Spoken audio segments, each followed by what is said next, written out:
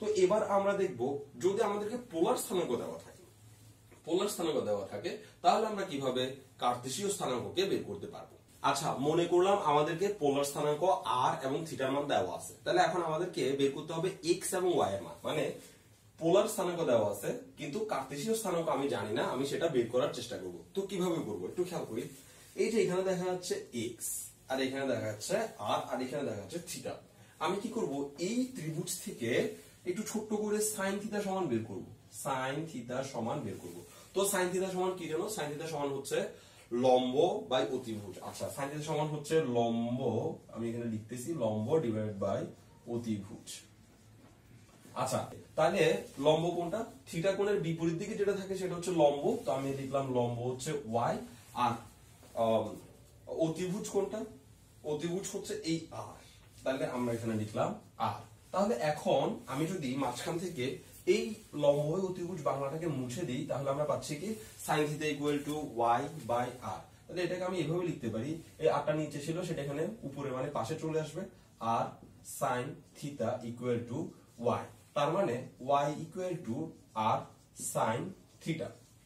অর্থাৎ একটু খেয়াল করি, এই সমীকরণটাকে দেখতে যদিও পছন্দ না হতে পারে, কিন্তু ব্যাপারটা দেখি যে এখানে আর এবং থিটার মান যদি আমি জানতে পারি তাহলে আমি কিন্তু ওয়াই এর মান বের করতে পারবো এই সমীকরণের সাহায্যে। তার মানে আমাকে যদি পোলার স্থানাঙ্কের আর থিটা দেওয়া থাকে তাহলে আমি ওয়াই এর মান বের করতে পারবো।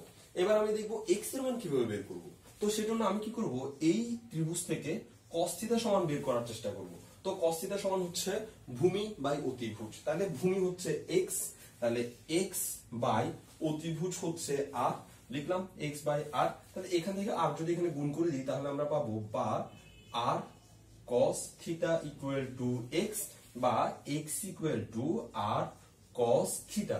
তার মানে আমরা পাইলাম কি এই সমীকরণের সাহায্যে আমি x এর মান জানতে পারি। তাহলে একটু খেয়াল করি, যদি আমাকে পোলার স্থানাঙ্ক দেওয়া থাকে মানে আর এবং থিটা দেওয়া থাকে, ওই আর এবং থিটাকে অ্যাপ্লাই করে আমি y ও বের করতে পারি, ওই আর এবং থিটাকে অ্যাপ্লাই করে আমি x ও বের করতে পারি।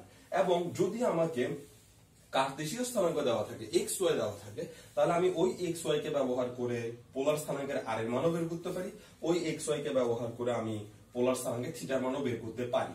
তার মানে কার্তেশীয় স্থানাঙ্ক এবং পোলার স্থানাঙ্কের মধ্যে যে সম্পর্ক সেটা এই দুইটা সমীকরণ অথবা এই দুটো সমীকরণ দিয়ে প্রকাশ করা যেতে পারে, এবং এই চারটা সমীকরণের মাধ্যমে আমরা একটা স্থানাঙ্ক থেকে আরেকটা স্থানাঙ্ক ব্যবস্থাতে রূপান্তরিত করতে পারি।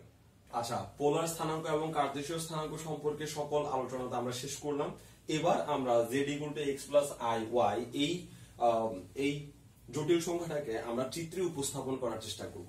তো যখন আমরা এটাকে চিত্রে উপস্থাপন করব তখন আমরা কার্তেশীয় স্থানাঙ্ককে ব্যবহার করব। তো কার্তেশীয় স্থানাঙ্কের x অক্ষকে এখানে বলা হয় বাস্তব অক্ষ, আর কার্তেশীয় স্থানাঙ্কের y অক্ষকে এখানে বলা হয় কাল্পনিক অংশ।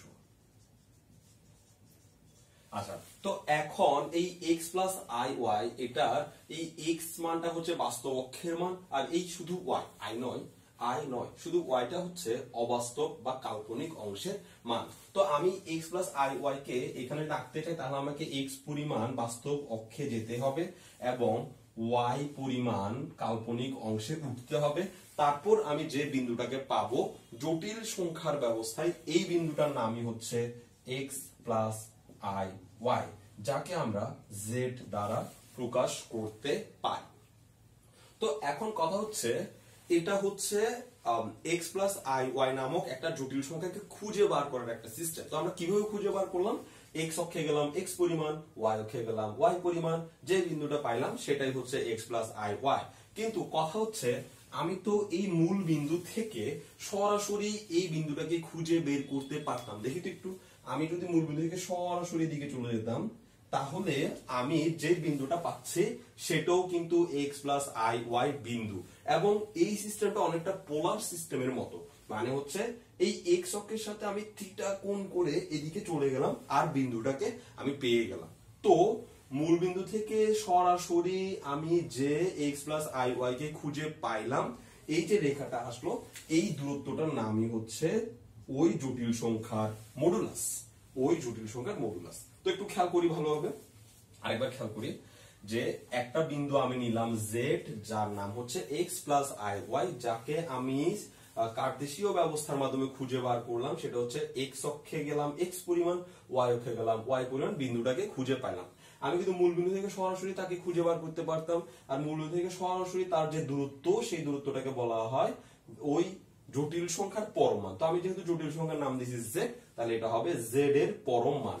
আর এই z এর পরম মান সমান হচ্ছে √x square plus y square. কথা হচ্ছে z এর পরম মান সমান কেন √x square plus y square আসলো। তো আমরা এখানে দেখতে পাচ্ছি এটা একটা সমকোণী ত্রিভুজ, আর এই সমকোণী ত্রিভুজ আমি পিথাগোরাসের উপপাদ্য অ্যাপ্লাই করতে পারি। তো পিথাগোরাসের উপপাদ্য যদি অ্যাপ্লাই করি, তাহলে এই রেখাটার নাম যদি z এর মডুলাস হয়, তাহলে পিথাগোরাসের উপপাদ্য আমাদের কি বলবে? z এর মডুলাসের বর্গ সমান ভূমির বর্গ যোগ লম্বের বর্গ y স্কয়ার। তাহলে উভয় পক্ষ যদি রুট করে দিই, তাহলে আমরা পাচ্ছি z এর মডুলাস সমান √x square plus y square. তার মানে হচ্ছে আসলেই z এর মডুলাস সমান হচ্ছে √x square plus y square, যা আমরা হিসেব করে বের করে আনলাম। এখন কথা হচ্ছে, এটা তো গেল z এর মডুলাস। আমি এটাকে x অক্ষ থেকে খালি এইটুকু দূরত্ব দিয়ে তাকে প্রকাশ করতে পারি না, কারণ এইটুকু দূরত্ব তো আমি এদিকে আঁকতে পারতাম, এদিকে আঁকতে পারতাম, এদিকে আঁকতে পারতাম, দূরত্ব তো একই থাকতো। মানে আমি বলতে চাচ্ছি, এটা যত দূরে ধরলাম, এটা দূরত্ব হচ্ছে 5, এটা দূরত্ব যদি 5 হয়, 5 তো আমি এখানেও পাইতাম, এখানেও 5 একক যেতে পারতাম, এখানেও 5, এখানে 5, চারিদিকে 5 একক যেতে পারতাম। কিন্তু চারিদিকে গেলে তো আর x প্লাস আই ওয়াই এই পয়েন্টটাকে খুঁজে পেতাম না। তো আমি কতটুকু গেলে x প্লাস আই ওয়াই কে খুঁজে পাবো, সেটার জন্য আমাকে এই থিটার মানটা জানতে হবে, এই থিটার মান। আর এই থিটাকে বলা হয় এখানে আর্গুমেন্ট। তো আমরা দেখতে পাবো যে পোলার স্থানাঙ্ক আর কার্টেসীয় স্থানাঙ্ক একটু আগে পড়ার সময় এইসব বিষয়গুলো ছিল, যেখানে পরমান z এর নাম ছিল r, আর এখানে ওই r টা এখানে হয়ে গেল পরম মান z। আচ্ছা যাই হোক, এই থিটা হচ্ছে এখন আমাদের জন্য আর্গুমেন্ট। আর্গুমেন্ট মানে হচ্ছে এই x অক্ষের সাথে ওই উৎপন্ন কোণ।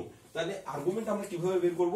একটু আগের আলোচনা থেকে আমরা দেখলাম এই থিটার মান আমরা টেন থিটা দিয়ে বের করব, আর আর্গুমেন্ট আমি বের করব টেন থিটা দিয়ে। তাহলে টেন থিটা সমান হবে লম্ব বাই ভূমি। তাহলে লম্ব হচ্ছে y, ভূমি হচ্ছে x, আর থিটা ইকুয়াল টু হচ্ছে tan inverse y by x। ব্যাস। তো এই যে পরমান z, এটাকে বলা হয় যে জটিল সংখ্যার মডুলাস, জটিল সংখ্যার মডুলাস। আর এই থিটাটাকে বলা হয় যে জটিল সংখ্যার আর্গুমেন্ট। আর্গুমেন্ট মানে হচ্ছে কোণাঙ্ক, বা আমরা সংক্ষেপে কোণ বলতে পারি, মানে কতটুকু কোণ গঠন করে সে এগিয়ে যাচ্ছে। ব্যাস। তাহলে আমরা দুটো গুরুত্বপূর্ণ সূত্র এখানেও জানতে পারলাম, যে একটা জটিল সংখ্যা যদি আমরা পাই, ওই জটিল সংখ্যার মডুলাস কিভাবে বের করতে হবে, আর ওই জটিল সংখ্যার আর্গুমেন্ট কিভাবে বের করতে হবে, সেটা আমরা দেখলাম।